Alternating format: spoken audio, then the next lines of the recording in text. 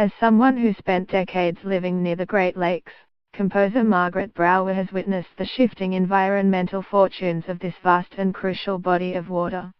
She knew the stories about the Cuyahoga River, which empties into Lake Erie, catching on fire, having become so polluted that its surface was literally flammable. She watched too, after the 1972 passage of the Clean Water Act helped turn things around and let nature flourish.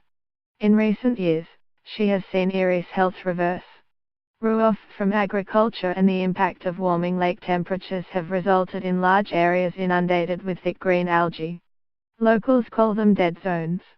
Environmentalists fear Donald Trump's plan to roll back regulations to 1960s levels is poised to make things worse.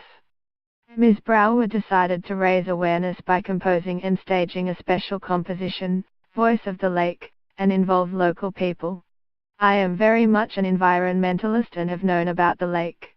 After they passed the Clean Water Act, in the 70s, 80s and 90s it was so beautiful. Then it got worse, Ms. Brower, 77, told The Independent. The Great Lakes are the largest clean water system in the world. It's so beautiful and it seems important to try and preserve it for our own enjoyment. Last year, the Associated Press reported that many water bodies in the U.S. suffered from pollution from nitrogen and phosphorus that fed algae.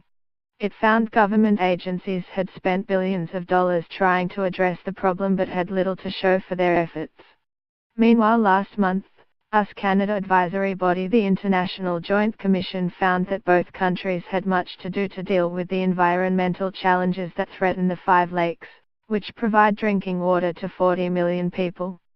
My story on Lake Erie Oratorio Voice of the Lake aired on at Herido this afternoon. Check it out. Using music to explore the problems of Lake Erie. https://mgtdqeub2tcc at Great Lakes Today at Pseudo Faplaws at Radius Opera. While significant progress has been made to restore and protect the lakes, the governments of Canada and the US and Great Lakes civil society as a whole are living with the costly consequences of past failures to anticipate and prevent environmental problems, it said. Josh Mogoma, an expert with the Natural Resources Defense Council, said Lake Erie suffered from 2 particular problems. One was that agricultural runoff was exempted from Clean Water Act. The second was that Erie was the shallowest of the Great Lakes, and therefore more susceptible to the impact of climate change, which was resulting in warmer water temperatures which in turn were encouraging the growth of algae. Ms. Brower's oratorio, which recently had its debut, includes lyrics, or a libretto, that feature words from Cleveland-born poet David Adams, and witness statements from people who testified to a public hearing over whether the Army Corps of Engineers should dredge the Cuyahoga and dump it directly into the lake. I wanted to quote the actual people, she said.